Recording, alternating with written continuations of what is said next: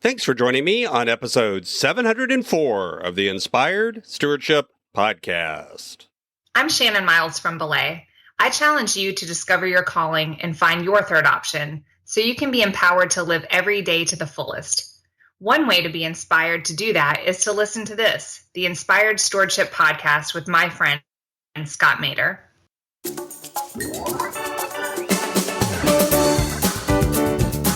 Well, the first off is simply be intentional. You got to pay attention to it. You got to look at what's behind you.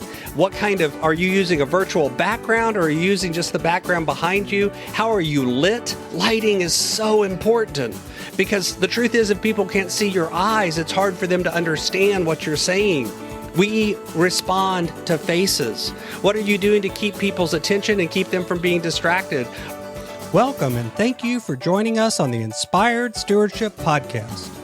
If you truly desire to become the person who God wants you to be, then you must learn to use your time, your talent, and your treasures for your true calling. In the Inspired Stewardship Podcast, you will learn to invest in yourself, invest in others, and develop your influence so that you can impact the world. In today's episode about investing in others through stewarding your talent, I talk with you about why communication probably seems harder in the virtual world. I also talk about some benefits to communication in this virtual environment, and I share some tips on what you can do to make the best it can be when you're communicating online. You've heard me talk about developing your talent, and one of the best ways to do that is through books. But if you're like most people today, it's hard to find the time to read. And that's why today's podcast is brought to you by Audible. Go to inspiredstewardship.com/audible to sign up, and you can get a 30-day free trial. There's over 180,000 titles to choose from, and you can pick one and listen your way to developing your talents via Audible. That's inspiredstewardship.com/audible to get your free trial and listen to great books the same way you're listening to this podcast.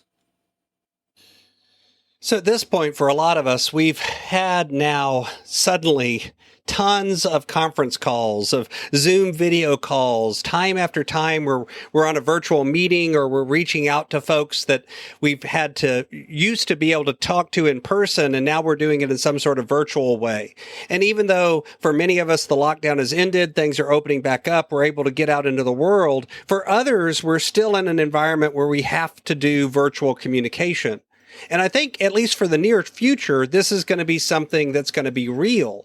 Because the truth is, a lot of employers, a lot of folks have recognized, whether it's an employer or whether it's you as a small business owner, or even just us as people, we've recognized that there are some advantages to virtual communication.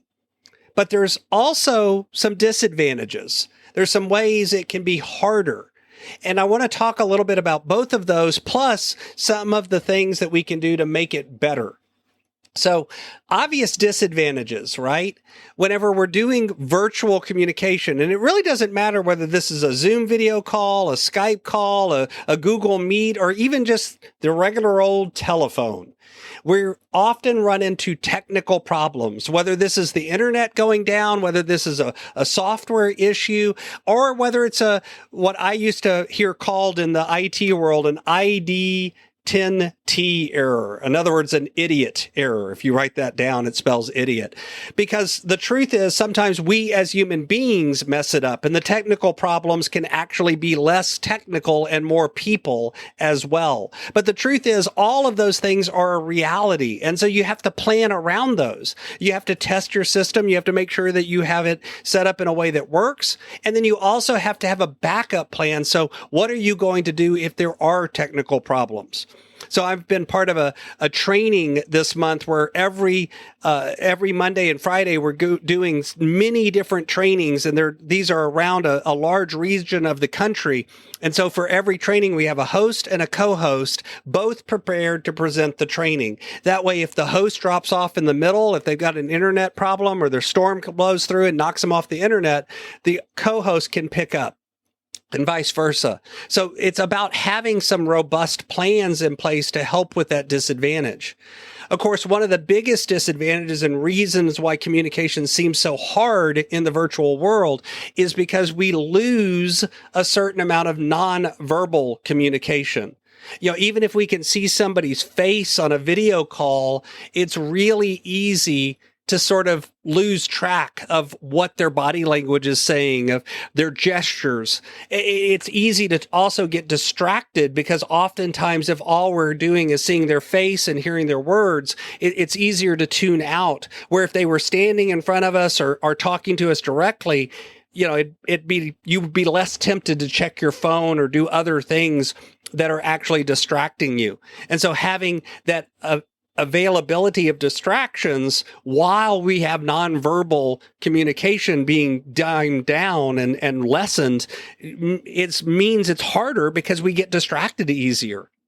Of course, there's always certain things that just require face-to-face communication. But the truth is, a lot of things can be done virtually.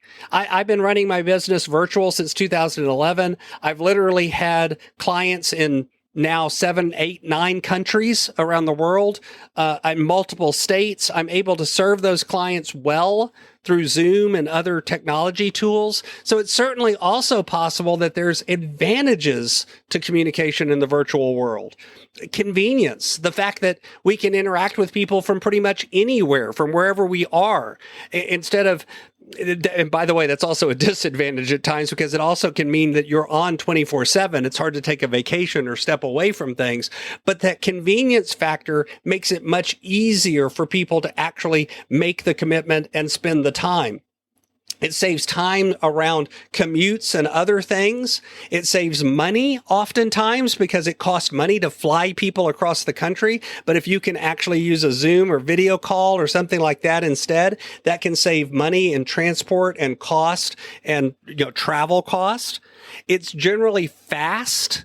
It also allows you, if you think about it from a company's perspective, or if you're an employee or you're somebody doing business, it allows us to expand where we do business. It allows companies to look for talent almost anywhere. It allows organizations to actually find the best person for a position instead of just the person that's close. It lets us be a little bit more flexible and have a little bit more work-life balance as long as we've set it up that way.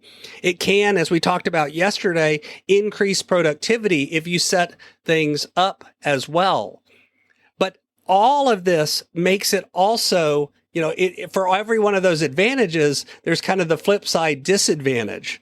Also, it's a training thing. People have to learn how to communicate in the virtual world. It's not the same. It's not the same to do it by chat or text or email. It's not the same to do it even on a video call because these virtual communication tools require a new set of skills that are different than what it took to be a good communicator in person. And truth is, that's a new set of skills that people have to learn, not just the technical skills of how to run the software, but the actual practical skills of how to actually communicate better. How do you keep your energy up? How do you make sure that the nuance of your communication comes across even whenever you're not there in the room with them? Because, in the room, you can see things, you can hear things, you can see the body language, the little micro frown that crosses their eyes, and you can immediately follow up on that. But that's a little harder to do even on a video call. So what can you do to make communication as best it can be even during a virtual environment? Well, the first off is simply be intentional. You got to pay attention to it. You got to look at what's behind you. What are you using a virtual background or are you using just the background behind you? How are you lit? Lighting is so important because the truth is if people can't see your eyes, it's hard for them to understand what you're saying.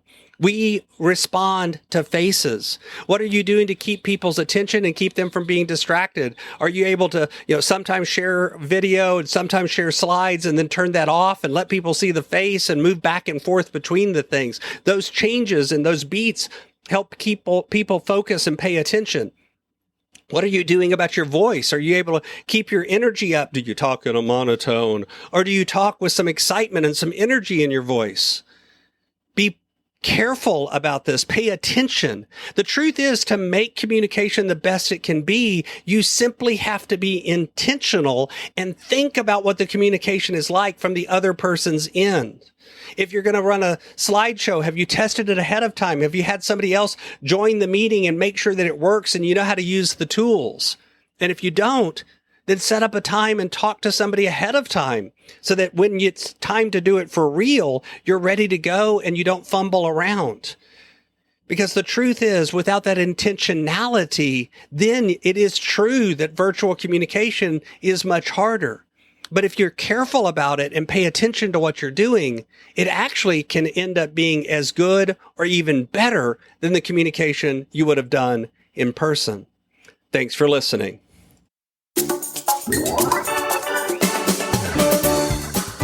Thanks so much for listening to the Inspired Stewardship Podcast. As a subscriber and listener, we challenge you to not just sit back and passively listen, but act on what you've heard and find a way to live your calling. If you like this episode on the stewardship of talent, you can go over to inspiredstewardship.com/talent and sign up for our 5-week series on the stewardship of talent. Or if you're in the U.S., you can text 44222 talent tips. That's talent tips to 44222 and get those tips. Until next time, invest your time, your talent, and your treasures. Develop your influence and impact the world.